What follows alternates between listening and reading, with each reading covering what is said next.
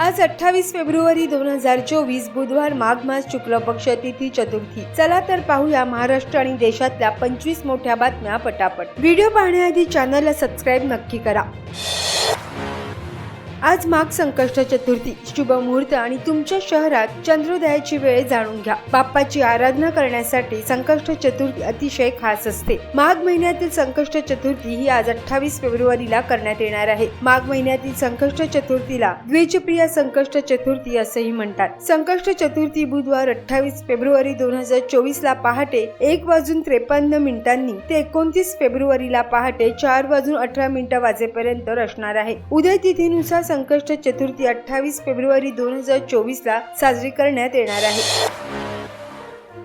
जरांगेच्या आंदोलनाची एसआयटी चौकशी करा, विधानसभा अध्यक्षांचे आदेश। मराठा आरक्षणाचे आंदोलन मनोज जरांगे यांनी 2 दिवसापूर्वी आक्रमक होऊन गृहमंत्री देवेंद्र फडणवीस यांच्यावर कडवी टीका केली होती। तसेच महाराष्ट्राला बेचिराग करण्यापासून वाचवलं असे शब्द वापरले होते। यावरून आज अर्थसंकल्पीय अधिवेशनाच्या पहिल्याच दिवशी सरकारच्या बाजूचे आमदार आक्रमक झाले। यावेळी जरांगेच्या विधानामागं नेमकं कोण आहे याची एसआयटी चौकशी करा अशी मागणी विधानसभेत आमदार आशिष शेलार यांनी विधान परिषदेत प्रवीण दरेकर यांनी केली। तसेच विरोधी पक्ष नेते विजय वडेट्टीवार यांनी देखील एसआयटी चौकशीची मागणी करण्यात यावी अशी मागणी केली आहे।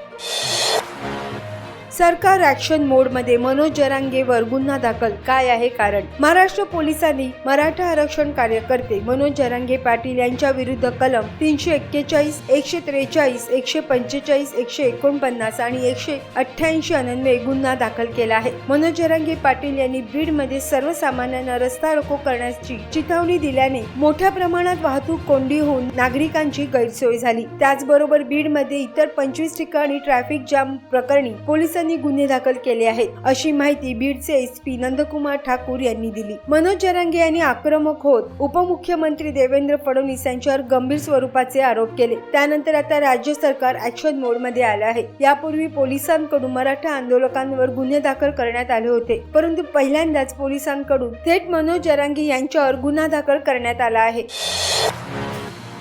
मुंबईतील तब्बल 261 शाळांवर कारवाई, काय आहे कारण? शहरात मागच्या काही वर्षापासून अनेक शेकडो शाळांमध्ये मान्यताप्राप्त शिक्षक नसल्यामुळे मोठी समस्या उद्भवली आहे। शिवाय शाळेत शिकवणाऱ्या शिक्षकांची पात्रता, त्यांना मिळणारा मोबदला त्याच्याबाबत प्रश्नांवर तोडगा निघत नाहीये। अनेक प्रश्न दुर्लक्षित ठेवून खासगी शाळांचा हा मनमानी कारभार मात्र सुरूच आहे। पालिकेच्या शिक्षण विभागाने संबंधित शाळांवर कोणतीही कारवाई केली नाही, ज्यामुळे या खासगी विना अनुदानित शाळांच्या गुणवत्तेसोबतच कार्यक्षमतेवरही सातत्याने प्रश्न उपस्थित होत असून त्या संदर्भातल्या अनेक तक्रारी शिक्षण विभागाकडे आल्या आहेत। शाळांच्या या भोंगळ कारभाराचं सत्र इतक्यावरच थांबलं नसून अनेक शैक्षणिक शाळांमध्ये शाळांच्या पुढील वर्षाची प्रवेश प्रक्रिया ही सुरू असल्यामुळे अखेर पालकांनी महाराष्ट्र राज्य बाल हक्क संरक्षण आयोगाकडे यासाठी दाद मागितली आहे। रिझर्व्ह बँकची मोठी कारवाई, एसबीआय सह 3 बँकांवर ठोठावला दंड। नियमांचे उल्लंघन केल्याबद्दल स्टेट बँक ऑफ इंडियाला 2 कोटी रुपयांचा दंड ठोठावण्यात आला आहे। हा दंड ठेवीदार एज्युकेशन अवेअरनेस फंड आणि कंपनीच्या पेडअप शेअर कॅपिटलच्या 30% पेक्षा जास्त असलेल्या कंपनीमध्ये शेअर होल्डिंगशी संबंधित उल्लंघनामुळे आहे। या प्रकरणात आरबीआयने पुढे येऊन सांगितले की सार्वजनिक क्षेत्रातील बँकेने काही कंपन्यांना पेडअप शेअर भांडवलाच्या 30 पेक्षा जास्त रकमेचे शेअर्स तारण ठेवले आहेत। याशिवाय आरबीआयने नियमाचे पालन न केल्याबद्दल कॅनरा बँक लिमिटेडला 32.30 लाख रुपयांचा दंडही ठोठावला आहे। आरबीआयच्या म्हणण्यानुसार असे आढळून आले की कॅनरा बँकने 31 मार्च 2021 पर्यंत खात्याशी संबंधित नियमाचे पालन केले नाही। आरबीआयने नॉन परफॉर्मिंग मालमत्ता वळवण्याच्या संबंधित उल्लंघनासाठी सिटी युनियन बँकला 66 लाख रुपयांचा दंडही ठोठावला आहे। चंद्रयानानंतर पहिला भारतीय चंद्रावर कधी उतरू शकतो, इस्रो प्रमुखांनी सांगितली तारीख। इस्रोने चंद्रयान 3 चे चंद्राच्या पृष्ठभागावर सॉफ्ट लँडिंग करून इतिहास रचला आहे। आता अंतराळ संस्थाही मानवाला चंद्रावर पाठवण्याच्या तयारीत आहे। इस्रोचे प्रमुख एस सोमनाथ यांनी तसे संकेत दिले आहेत, मात्र त्यासाठी त्यांनी 2040 या वर्षाचा उल्लेख केला आहे। सोमवारी त्यांनी मानवाला चंद्रावर पाठवण्याच्या प्रक्रियेत येणाऱ्या आव्हानांचाही उल्लेख केला। चंद्रावरची ही मोहीम अचानक होणार नसून ती पूर्ण करण्यासाठी अनेक सराव मोहिमांमधून जावे लागणार आहे। ते म्हणाले की हे कमी खर्चाचं काम नाही, मानवाला चंद्रावर पाठवण्यासाठी आम्हाला प्रक्षेपण क्षमता, प्रयोगशाळा आणि सिम्युलेशन प्रणाली विकसित करावी लागेल। हे सर्व एकाच वेळी तयार होत नाही, हे अनेक वेळा करावे लागते। त्यानंतरच भारताकडून चंद्रावर मानवी मोहीम राबवणे शक्य होणार आहे।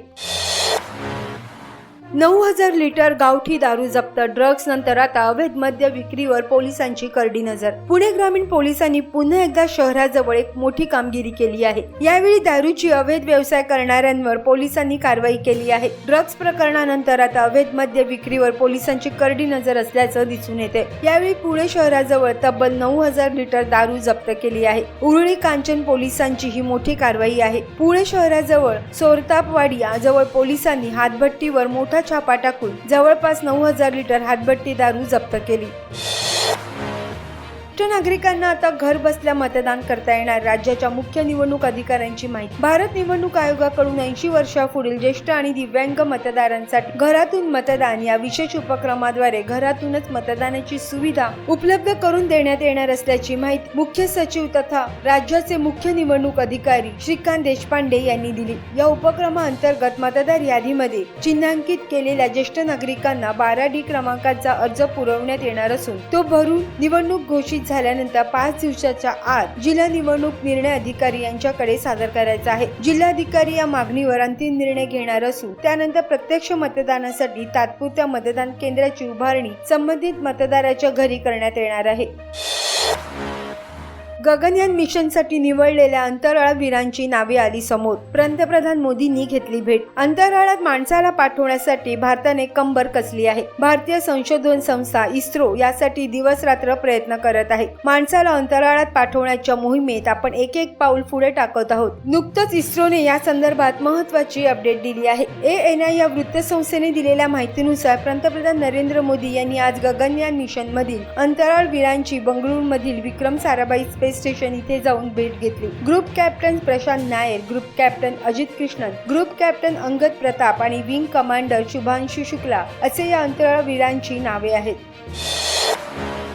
अखेर निवासी डॉक्टरांचा संप मागे। विद्यावेतन वाढवण्याचा निर्णय। मेयोसह सुपर स्पेशालिस्ट मधील रुग्णसेवा पूर्वरत। मेडिकलमध्ये सुमारे 700, मेयो 300 तर सुपर स्पेशालिटी रुग्णालयातही काही निवासी डॉक्टर कार्यरत आहेत। निवासी डॉक्टरांनी 10,000 वाढीव विद्यावेतन मिळावे आणि ते वेळेत व्हावे। प्रत्येक निवासी डॉक्टरला वसतिगृह मिळावे या मागण्यांसाठी 22 फेब्रुवारीच्या सायंकाळपासून संप पुकारला होता। संपादरम्यान गंभीर रुग्णांच्या आपत्कालीन व आकस्मिक अपघात विभागात सेवा देणार असल्याचे निवासी डॉक्टरांनी स्पष्ट केले होते। दरम्यान शासनाने रविवारी मंत्रिमंडळाच्या बैठकीत शासकीय वैद्यकीय महाविद्यालय, शासकीय दंत महाविद्यालयासह शासकीय आयुर्वेद शाखेतील निवासी डॉक्टरांचे विद्यावेतन 90,000 रुपये करण्याचा निर्णय घेतला आहे। त्यानंतर सेंट्रल मार्डने बैठक घेत रात्री उशिरा संप मिटल्याचे जाहीर केले।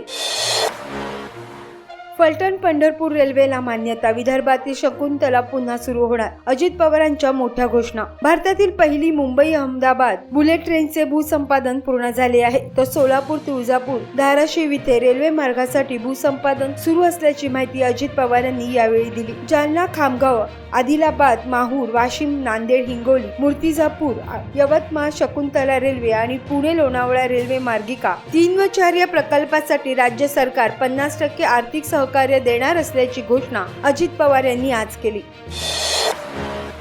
आशियाई स्पर्धेत पदक जिंकणारे खेळाडू बनणार करोडपती। अजित पवारांची बजेटमध्ये मोठी घोषणा। खेळाडूंसाठी मिशन लक्ष्यवेध योजनेअंतर्गत राज्य स्तरावर उच्च कामगिरी केंद्र, विभागीय स्तरावर क्रीडा उत्कृष्टता केंद्र आणि जिल्हा स्तरावर क्रीडा प्रतिभा विकास केंद्र अशी खेळाडूंसाठी त्रिस्तरीय प्रशिक्षण यंत्रणा उभारण्यात येणार आहे। यासोबत आशियाई स्पर्धेत ज्या खेळाडूंना सुवर्ण पदक मिळाले आहेत त्यांना सरकार 1 कोटी रुपये देणार आहे। तर रजत पदक जिंकणारे खेळाडू 75 लाख आणि कांस्य पदक विजेत्या खेळाडूंना 50 लाख रुपये बक्षीस देण्याची घोषणा यावेळी महाराष्ट्र विधिमंडळात आज उपमुख्यमंत्री आणि अर्थमंत्री अजित पवार यांनी केली। हजारावर शेतकऱ्यांचे लँड सीडिंग रखडले. पीएम किसानच्या लाभासाठी पूर्तता आवश्यक. ई-केवायसी असणे गरजेचे. जिल्ह्यातील 1413 शेतकऱ्यांची भूमी अभिलेख नोंदणी अर्थात लँड सीडिंग बाकी असल्याचे संबंधित शेतकऱ्यांना पीएम किसानच्या पुढील हप्त्याचा लाभ मिळेल अथवा नाही याबाबत शंका व्यक्त करण्यात येत आहे. केंद्रीय कृषी मंत्रालयाने शेतकऱ्यांना स्वतःहून या योजनेत सहभाग घेण्यासाठी थेट नोंदणीची सुविधा उपलब्ध करून दिली आहे. त्यासाठी पीएम किसान संकेतस्थळावर जाऊन लाभार्थ्यांना थेट अर्ज करता येतो. या सुविधेमुळे शेतकऱ्यांना कोणत्याही दलाल अथवा मध्यस्थाशिवाय 1 रुपयाही खर्च न करता पंतप्रधान किसान योजनेत आपले नाव नोंदवता येत आहे. रिलायन्सने सुरू केले देशातील पहिले प्राणी बचाव पुनर्वसन केंद्र, अशी सुचली अनंत अंबानी यांना कल्पना. मोठे प्राणी, पक्षी, सरपटणारे प्राणी यांच्यातील देशातील पहिले बचाव, मदत आणि पुनर्वसन केंद्र रिलायन्स इंडस्ट्रीज आणि रिलायन्स फाउंडेशन यांच्यातर्फे जामनगर येथे सुरू करण्यात आले आहे. जामनगर येथील रिलायन्सच्या रिफायनरी संकुलातील 3000 एकर जागेत हे केंद्र सुरू झाले आहे. विशेष म्हणजे देशातील तसेच आंतरराष्ट्रीय नियम पाळून परदेशातील अडचणीत सापडलेले मोठे प्राणी देखील इथे आणण्यात आले आहेत. रिलायन्स इंडस्ट्रीजचे संचालक अनंत अंबानी यांच्या संकल्पनेतून हा उपक्रम वनतारा सुरू करण्यात आला आहे.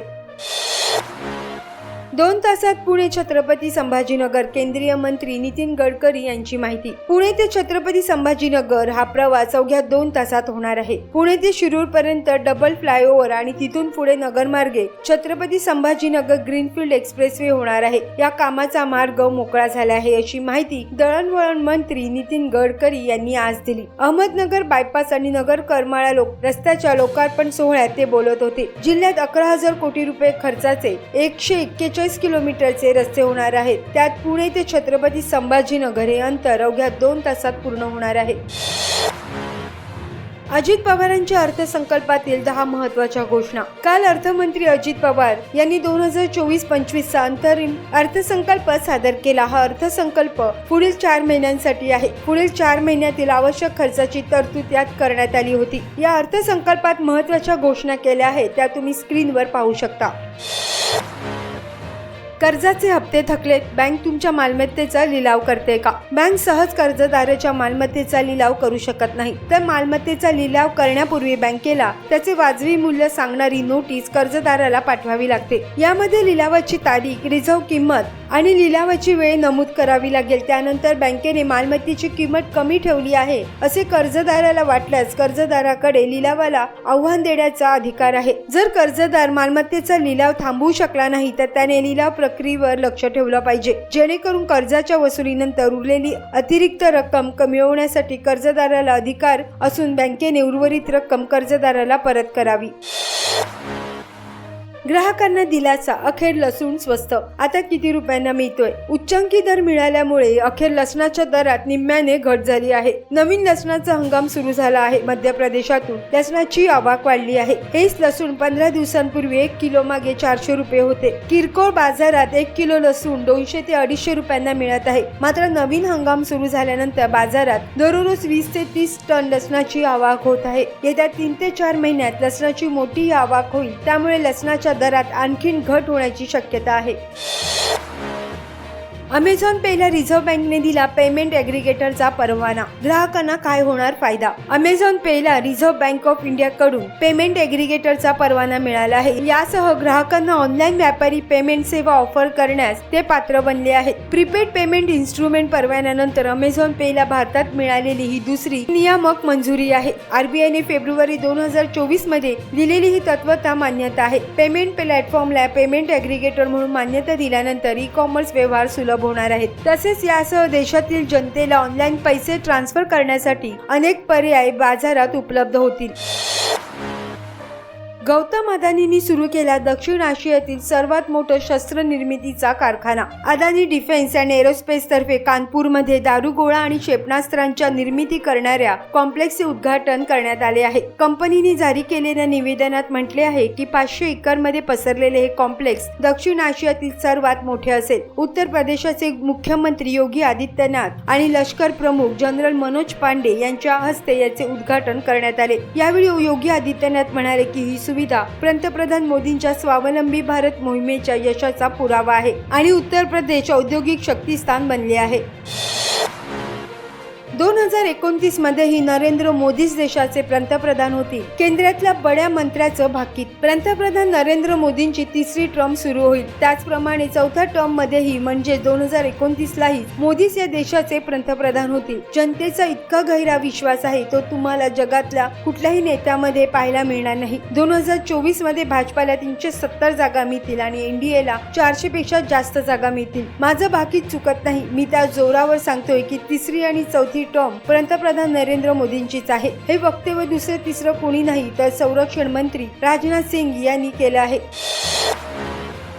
तुम्ही भरत असलेल्या इन्कम टॅक्स रिटर्नची माहिती योग्य आहे का? ITR व्याज लाभांशांची चुकीची माहिती देणारी आयकर विभागाच्या रडारवर. आयकर विभागाने म्हटले आहे की 2021-22 आणि 22-23च्या आर्थिक वर्षासाठी दाखल असलेल्या आयकर रिटर्न मध्ये आणि लाभांश उत्पन्नाबाबत करदात्यांनी दिलेल्या माहितीमध्ये त्रुटी आढळून आल्या आहेत. व्याज आणि लाभांश उत्पादनाबद्दल थर्ड पार्टी करून प्राप्त माहिती म्हणजेच बँक आणि ब्रोकरेज हाऊसेसची माहिती करदात्यांच्या ITR शी जुळत नाही. आयकर विभागाने सांगितले की अनेक करदाते आहेत ज्यांनी आयकर रिटर्न ही भरलेले नाही. आयकर विभागाने सांगितले की ही विसंगती दूर करण्यासाठी त्यांनी ई-व्हेरिफिकेशन 2021 ही योजना सुरू केली आहे. आयकर ई-फायलिंग वेबसाईट e-portal.incometax.gov.in मधील कंप्लायन्स पोर्टल मध्ये ऑनस्क्रीन सुविधा प्रदान करण्यात आली आहे जेणेकरून ही विसंगती दुरुस्त करता येईल.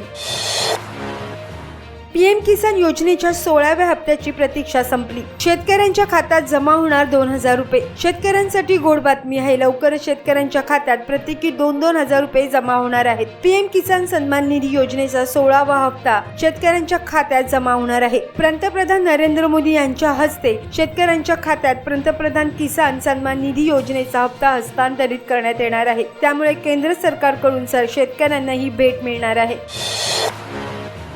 राज्यात अवकाळी पावसाने शेतपिकांचे नुकसान. बळीराजा चिंतेत. बुलढाणा येथे शेतकरी नेते रविकांत तुपकरांनी अवकाळी व गारपिटीने झालेल्या नुकसानीची पाहणी केली. तुपकरांनी शेवगाव तालुक्यातील तलाठी कृषी सहाय्यक यांना थेट बांधावर घेऊन जात शेतकऱ्यांना आधार दिला. तातडीने पंचनामे करून शेतकऱ्यांना 100% नुकसान भरपाई द्या अशी रविकांत तुपकरांची सरकारकडे मागणी आहे. बुलढाणा जिल्ह्यात अवकाळी व गारपिटीने प्रचंड नुकसान झाले. त्यामुळे हातातोंडाशी आलेला घास हिरावून गेल्याने शेतकरी हवालदिल झाले आहेत. शेअर बाजारात पुन्हा तेजीत. सेन्सेक्स 73,000च्या वर बंद. कोणत्या क्षेत्रात वाढ? मंगळवारी शेअर बाजार वाढीसह बंद झाला. IT, फार्मा आणि रिअल्टी क्षेत्रात खरेदी झाली. सेन्सेक्स 350 अंकांनी वाढून 73,095 वर बंद झाला तर निफ्टी 76 अंकांनी वाढून 22,198 वर पोहोचला. तर या होत्या 25 फटाफट मोठ्या बातम्या. जर तुम्हाला व्हिडिओ आवडला असल्यास लाईक, शेअर, कमेंट करा आणि PM मराठी न्यूज चॅनलला जरूर सबस्क्राईब करा.